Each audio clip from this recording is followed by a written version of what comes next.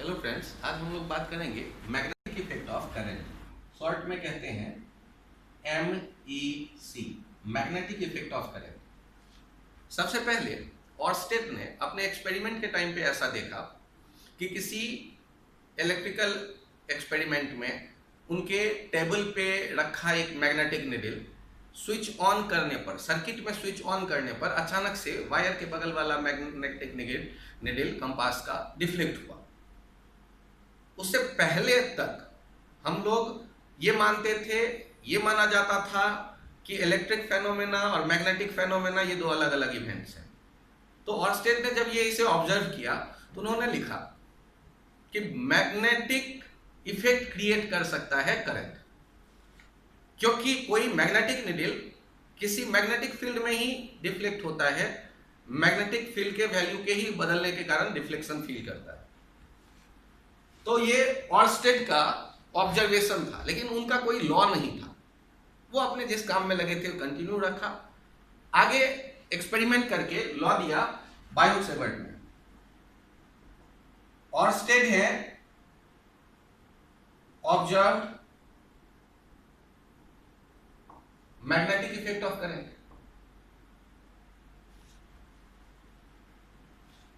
Orsted ने observe किया,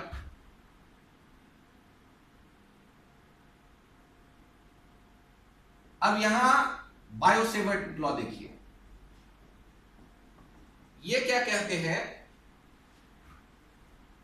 ये कह रहे हैं कि यदि कोई करंट कैरिंग वायर है जिसमें करंट है I, और आप उस वायर का एक छोटा सा टुकड़ा ले लें, उसका लेंथ dl, और dl को एक वेक्टर की तरह ट्रीट करें, डायरेक्शन ले लें जिधर I है उस तरफ, और IDL को कहते हैं करंट एलिमेंट। Current element. अब इस करंट एलिमेंट के कारण किसी r डिस्टेंस पर, तो आपने जहां से dl को लेना शुरू किया वहीं से भी पोजीशन ले लीजिए उस पॉइंट का जहां आप मैग्नेटिक फील्ड इस करंट एलिमेंट के कारण बनता देख रहे हैं।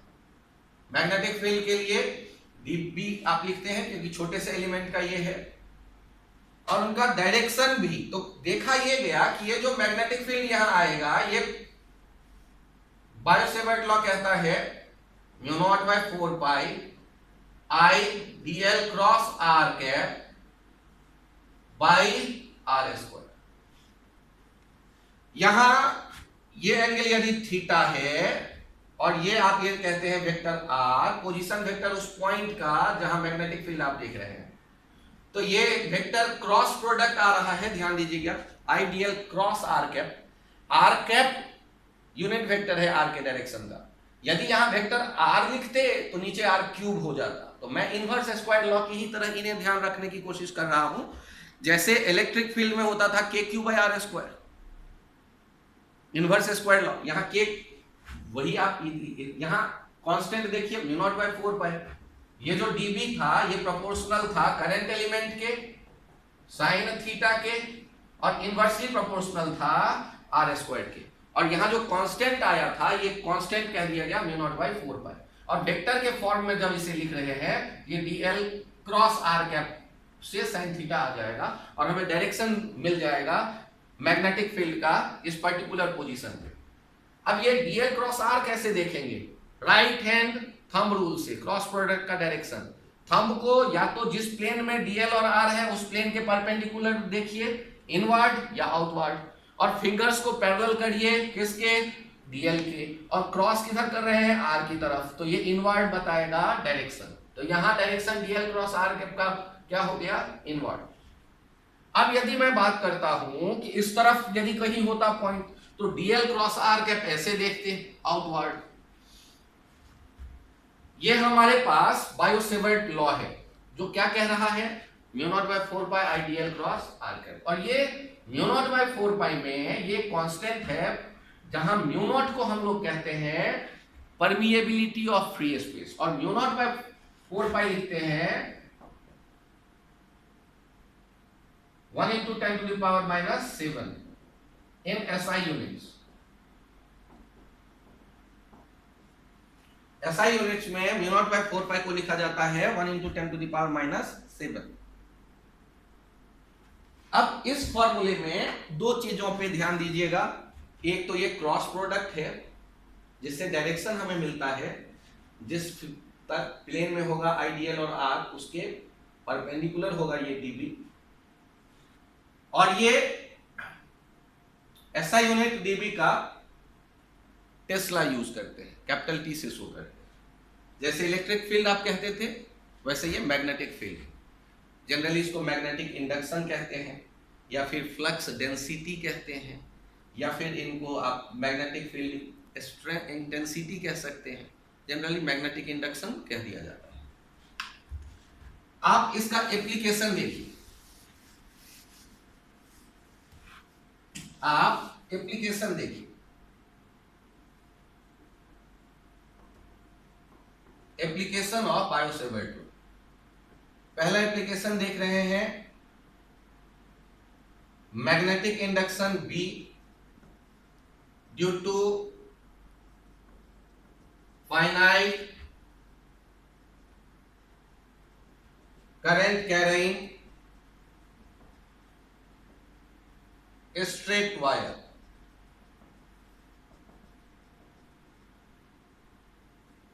अब यहां एक फाइनाइट वायर लीजिए, करंट जाता देखिए, वायर ये M से N, इससे ये R डिस्टेंस पर आ गए, परपेंडिकुलर डिस्टेंस R, और इस पॉइंट पे मैं मैग्नेटिक फील्ड देखना चाहता हूं। तो क्या करते हैं, आप यहां एक Y डिस्टेंस पर चले आए, एक छोटा सा टुकड़ा ले लिया जिसको कह दिया dy, और I dy एक करंट एलिमेंट हो गया, और इससे आप ये थीटा एंगल पर ये एलिमेंट है तो यहां हो जाता 90 माइनस थीटा, यहां आ जाएगा 90 प्लस थीटा। ये R कहने के बजाय इसे मैं A कह देता हूं, क्योंकि R तो पोजीशन वेक्टर के लिए मैं यूज करूंगा, A ले लेता हूं जिस डिस्टेंस पे मैं मैग्नेटिक फील्ड ढूंढ रहा हूं। अब यहां देखिए I dy और ये है R वेक्टर, ये 90 माइनस थीटा एंगल बना रहा है पोजीशन जहां मैं मैग्नेटिक फील्ड देख रहा हूं। यहां जब dB लिखेंगे तो क्या लिखेंगे आप, mu not by 4 pi I dy R cap का length 1 into sine 90 plus theta, और डिनोमिनेटर में किसका स्क्वायर करते हैं, ये R स्क्वायर। ये जो dB है इसका डायरेक्शन देखिए, right hand thumb rule, right hand के फिंगर को पैरेलल रखिए dy के और कर्ल करिए R की तरफ, तो ये इनवर्ड बताएगा। आपको पहले जो फॉर्मूले में आता है कौन सा आएगा पहले, तो dB का फॉर्मूला बायोसेवर्ट लॉ क्या कहता था, mu not by 4 pi I dy cross R cap by R square. तो यहाँ I dy cross R cap में dy की तरफ फिंगर्स को रखा, R की तरफ कर्ल किया, इनवर्ड। अब जब dB का वैल्यू आपको मिल गया तो इंटीग्रेट करने की सोच रहे हैं। इंटीग्रेशन में एक पॉइंट देखिए, म्यू नॉट बाई 4 पाई,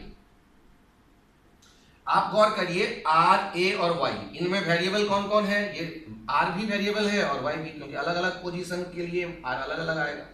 तो दो वेरिएबल दिख रहा है, तो दो वेरिएबल वाला आप कैसे सॉल्व करेंगे, किसी एक को तो हटाना पड़ेगा। तो उसके लिए देखिए, इंटीग्रेशन के लिए एक छोटा सा पॉइंट समझिए, ये ट्रायंगल देखिए और इनमें रिलेशन यूज कर रहे हैं Y, A और R। यदि आपको R का वैल्यू चाहिए तो ये लिख दीजिएगा A सेक थीटा, यदि y चाहिए तो ये हो जाएगा a tan theta. tan theta equals to perpendicular by base y by a, y equals to a tan theta. और यदि आपको dy चाहिए तो a sec square theta d theta. इन आइडियाज को यहाँ टीवी में सबको थीटा के फॉर्मेट को मैं लेते गया, mu not by 4 pi I dy, dy के बदले a sec square theta d theta, और ये excuse me sine 90 plus theta कितना हो गया, कॉस थीटा।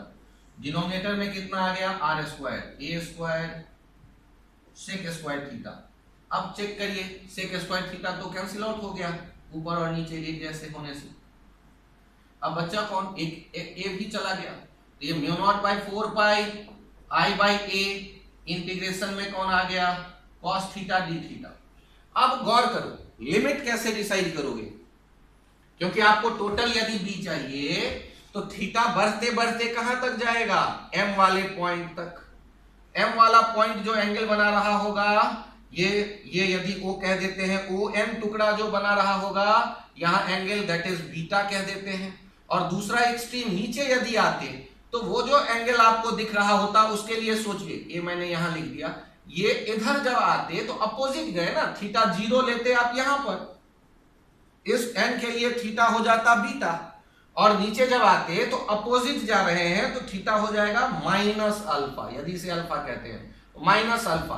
तो इंटीग्रेट करते वक्त 0 से बीटा नहीं, तब तो केवल इतने का निकलेगा मैग्नेटिक फील्ड। आपको यहां से यहां तक जाना है, इसके लिए क्या लिखिएगा, माइनस अल्फा से 0 होते हुए बीटा, तो माइनस अल्फा से बीटा तक इंटीग्रेट कर दिया, तो बी का वैल्यू कितना आ गया, बी का वैल्यू ही तो देखना है। तो यहां देखिए, मैं बगल में इस जगह आपको बनाकर फिर से दिखा दे रहा हूं फाइनल रिजल्ट। यहां ए डिस्टेंस पर आ गए हैं ये एन और ये एम, करंट आई, ये एंगल इस तरफ और इस तरफ जो एक्सट्रीम है वो यहां बनता दिख रहा है ऊपर बीटा, और नीचे का एंगल ये अल्फा। तो इस जगह जो मैग्नेटिक फील्ड है ये इनवर्ड, ये डी वाई क्रॉस आर से इनवर्ड दिख रहा है, इनवर्ड, और बी का वैल्यू आ गया mu not by 4 pi I by a, और साथ में sine beta plus sine alpha. Sir ये कहां से आया, आप cos थीटा को इंटीग्रेट करते तो cos थीटा बदल जाता साइन थीटा में, sine beta minus sine minus alpha हो जाता sine beta plus sine alpha. तो आपको ये रिजल्ट याद रखना है, ये रिजल्ट याद रखना है, ये रिजल्ट इंपॉर्टेंट है, डायग्राम के साथ याद रखिए। B mu not by 4 pi I by a sine beta plus sine alpha, ये रिजल्ट हमें याद रखना है।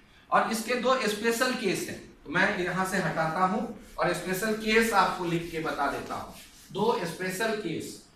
ये स्पेशल केस क्या कहता है कि ये जो है वायर के कारण आपने देखा, इनका एक स्पेशल केस होता है केस 1 फॉर इनफाइनाइट वायर। यदि इनफाइनाइट वायर है, देखिए इस तरफ भी इनफाइनाइट, इस तरफ भी इनफाइनाइट, तो आर डिस्टेंस पे मैग्नेटिक फील्ड कैसे देखते, आर डिस्टेंस पर मैग्नेटिक फील्ड इनवर्ड जो लिख रहे हैं लेफ्ट साइड में, ये कितना mu not by 4 pi I by are sine 90 plus sine 90। Sir ये 90 कहां से आ गया, तो ये वैल्यू आप देख रहे हैं mu naught I by 2 pi r, 90 कैसे आया, देखिए ये n बढ़ते बढ़ते कहां जा रहे हैं आप, इनफाइनाइट, तो ये बीटा बदलते बदलते किस में पहुंच जाएगा, 90 में, और ये इधर आप m और दूर करते हुए कहां तक चले जाएंगे, अल्फा, ये भी 90 डिग्री, तो दोनों 90 डिग्री होने के कारण ये sine beta plus sine alpha, sine 90 plus sine 90 2 हो गया, ये 2 एक कट गया, 4 2 2 जा 4, ये mu naught I by 2 pi R, mu naught I by 2 pi R, infinite wire के कारण इसे ध्यान रखिए, mu naught I by 2 pi R. और डायरेक्शन के लिए रास्ते हैं अपने पास कुछ और भी, सोचते हैं। अब यहां दूसरा केस क्या है, तो दूसरा केस यहां देखिए, दूसरा केस आपके सामने आता है, ये इस जगह देखिए, यदि आप कहते हैं semi infinite, infinite wire, semi infinite wire कौन सा हो गया, सेमी इनफाइनाइट वायर हो गया, एक किनारे पर आप एक आर डिस्टेंस पर आ गए हैं, परपेंडिकुलर आर डिस्टेंस पे, और ये दूसरी तरफ कहां जा रहा है, इनफाइनाइट पे, करंट कितना है आई। तो यहां आप गौर करो, अल्फा तो होगा नहीं, बी का वैल्यू क्या लिखने वाले हैं, mu not by 4 pi I by are sine 90 plus sine 0, alpha 0 हो गया, क्यों, क्योंकि उधर तो है नहीं कोई एलिमेंट जो टुकड़ा एंगल बना है, तो अल्फा 0 आप कर देते हैं, और बीटा 90 डिग्री इनफाइनाइट होने के कारण, तो बी का वैल्यू कितना आ जाता है, mu naught I by 4 pi R. तो हमारे पास ये वैल्यू जो आ रहे हैं इन्हें हम याद रखते हैं, और डायरेक्शन कैसे सोच रहे हैं, वही कहीं भी आप डीएल ले लीजिए, डीएल क्रॉस आर करके देखिए, डायरेक्शन इनवर्ड आपको दिख जाएगा। तो अब यहां दो रूल हम आपको बता रहे हैं, उन्हें समझने की कोशिश करिएगा। डायरेक्शन मैग्नेटिक फील्ड का देखने में वो हेल्प करता है। जैसे उसके लिए देखिए, कोई भी वायर रहेगा तो प्लेन को दो पार्ट में बांट देगा, एक्स वाई प्लेन को, एक लेफ्ट साइड एक राइट साइड। तो आप वायर में जब करंट जाते देखोगे तो ये कहलाता है राइट हैंड पाम रूल। आप क्या करिए, करंट के डायरेक्शन में अंगूठे को रखिए और फिंगर्स को उधर रखिए जिस पॉइंट पे आप मैग्नेटिक फील्ड जानना चाहते हैं। मान लो पी पॉइंट पे मैं मैग्नेटिक फील्ड देखना चाहता हूं या उसका डायरेक्शन देखना चाहता हूं, तो यहां आप फिंगर को, ये इसके डायरेक्शन की बात कर रहे हैं, कैप, तो यहां ये आपने थंब को रखा, राइट हैंड के थंब को करंट के पैरेलल, और फिंगर्स को उस पॉइंट की तरफ ले जाओ। हथेली खुला होना चाहिए, पाम स्ट्रेच्ड होना चाहिए, ये पॉइंट की तरफ आपने फिंगर्स को रखा। हथेली क्या दिखा रहा है, इनवर्ड। पाम किधर जा रहा है, इनवर्ड। पाम का डायरेक्शन इनवर्ड है बोर्ड पे, तो यहां मैग्नेटिक फील्ड का डायरेक्शन किधर दिख जाएगा, इनवर्ड। अब यदि बोर्ड को वायर ने दो पार्ट में बांटा तो एक तरफ यदि इनवर्ड है तो उसके दूसरे तरफ आउटवर्ड ही होगा, बिना सोचे। फिर भी आप right hand palm rule apply करो। थंब, राइट हैंड के थंब को करंट के पैरेलल रखो, और ये मान लो एक क्यू पॉइंट की तरफ मैं देखना चाहता था मैग्नेटिक फील्ड, तो यहां हथेली किधर आ रहा है, आउटवर्ड। थंब को आपने करंट के पैरेलल रखा, फिंगर को क्यू की तरफ रखा, हथेली पाम आ रहा है, डायरेक्शन दे रहा है आउटवर्ड, तो बी का डायरेक्शन यहां क्या होगा, आउटवर्ड। तो ये राइट हैंड पाम रूल कहते हैं, राइट हैंड पाम रूल। तो बोर्ड के प्लेन में देखने के लिए ये काम आएगा। जैसे यहां देखिए, इस करंट के कारण राइट हैंड पाम रूल, यदि इधर कोई पॉइंट है इनवर्ड और इसके अपोजिट इधर कोई पॉइंट है आउटवर्ड, तो ये राइट हैंड पाम रूल था। लेकिन यदि किसी 3 डायमेंशन में आप देखना चाहें, 3 डायमेंशन 3D स्पेस की बात करें, 3D स्पेस, 3D स्पेस, और इसमें यह है इनफाइनाइट वायर, तो इनफाइनाइट वायर में जब करंट होगा तो इसके चारों तरफ हम लोग जो मैग्नेटिक लाइंस देखेंगे उसके लिए हम लोग यूज करते हैं राइट हैंड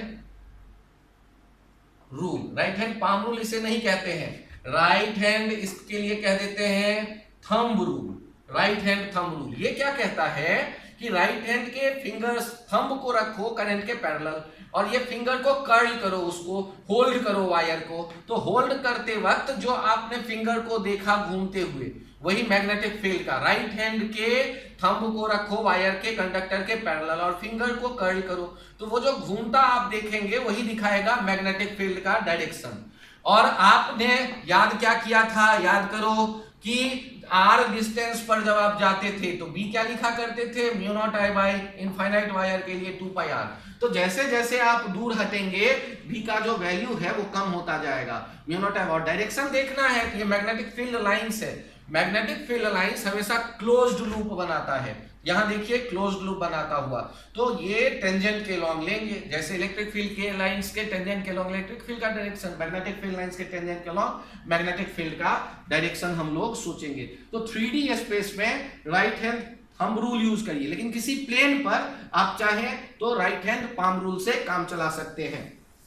एक कंसेप्ट यहां छोटा सा वो ध्यान रखते हैं कि यदि आप वायर के सामने आ गए, एक छोटा सा कंसेप्ट, किसी वायर के, स्ट्रेट वायर के सामने कोई पॉइंट आप लेते हैं, एक छोटा सा कंसेप्ट ये ध्यान रखिए, किसी स्ट्रेट वायर के सामने यदि कोई पॉइंट आ जाता है तो उस पर, इस वायर के कारण मैग्नेटिक फील्ड हमेशा 0 आएगा।